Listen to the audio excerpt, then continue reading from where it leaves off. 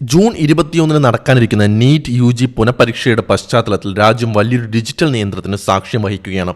Telegram എന്ന ജനപ്രിയ messaging app ഇന്ത്യയിൽ താൽക്കാലികമായി നിരോധിച്ചിരിക്കുന്നു. എന്തുകൊണ്ടാണ് ഇത്തരമൊരു കടുത്ത തീരുമാനത്തിലേക്ക് സർക്കാർ എത്തിയത്? ഇതിന് പിന്നിലെ സാങ്കേതികവും സാമൂഹികവുമായ കാരണങ്ങൾ എന്തൊക്കെയാണ്?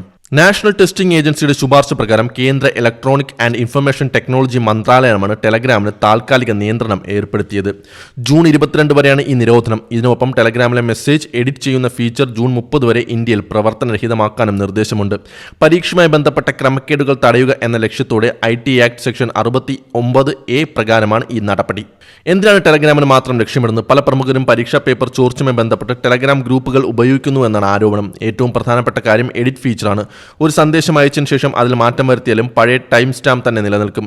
പരീക്ഷയ്ക്ക് ശേഷം ചോദ്യപേപ്പർ മാറ്റി സ്ഥാപിച്ചുകൊണ്ട് പരീക്ഷയ്ക്ക് മുൻപേ പേപ്പർ ചോർന്നിരുന്നു എന്ന് തെറ്റിദ്ധരിപ്പിക്കുന്ന സ്ക്രീൻഷോട്ടുകൾ നിർമ്മിച്ച് വിദ്യാർത്ഥികളിൽ നിന്ന് പണം തട്ടുന്ന സംഘങ്ങൾ സജീവമാണ്. ഇതിനെ തടയാനാണ് സർക്കാർ ശ്രമിക്കുന്നത്. എന്നാൽ ഈ നടപടിക്കെതിരെ ടെലഗ്രാം സ്ഥാപകൻ പവുൾ ദുറോവ് രംഗത്തെത്തിയിട്ടുണ്ട്. ഇന്ത്യയിൽ 15 കോടിയിലധികം വരുന്ന സാധാരണ ഉപയോക്താക്കളെയാണ് സർക്കാർ ശിക്ഷിക്കുന്നത് എന്നാണ് അദ്ദേഹത്തിന്റെ വാദം. ചോർച്ചയ്ക്ക് ഉത്തരവാദികളെ അവരെ പിടികൂടുന്നതിന് പകരം പ്ലാറ്റ്ഫോമിനെ തന്നെ നിരോധിക്കുന്നത് ശരിയായ രീതിയല്ലെന്ന് അദ്ദേഹം അഭിപ്രായപ്പെടുന്നു.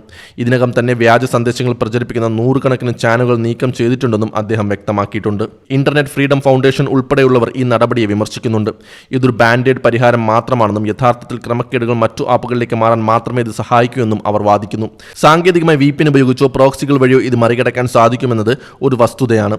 സർക്കാർ സിസ്റ്റം മെച്ചപ്പെടുത്തുന്നതിന് പകരം ഇത്തരം നിയന്ത്രണങ്ങൾ കൊണ്ട് വിദ്യാർത്ഥികളുടെ ഭാവി സുരക്ഷിതമാക്കാൻ സാധിക്കുമോ എന്നൊരു വലിയ ചോദ്യചിഹ്നമാണ്.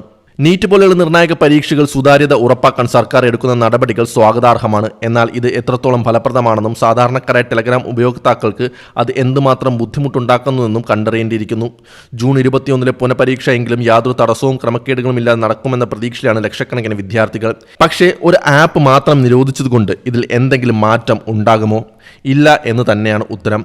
ടെലഗ്രാം നേരിട്ട് പോയി പേപ്പർ മോഷ്ടിച്ചു കൊണ്ടുവന്ന് അത് സ്പ്രെഡ് ചെയ്യുന്നതോ വിൽക്കുന്നതോ അല്ല. അത് മോഷ്ടിക്കുന്നത് മറ്റാളുകളാണ്. അവരെ പിടികൂടാതെ ടെലഗ്രാം പോലെയുള്ള ആപ്പുകളെ നിരോധിക്കുന്നതിൽ എന്താണ് യുക്തിയെന്ന് ആളുകൾ ചോദിക്കുന്നു.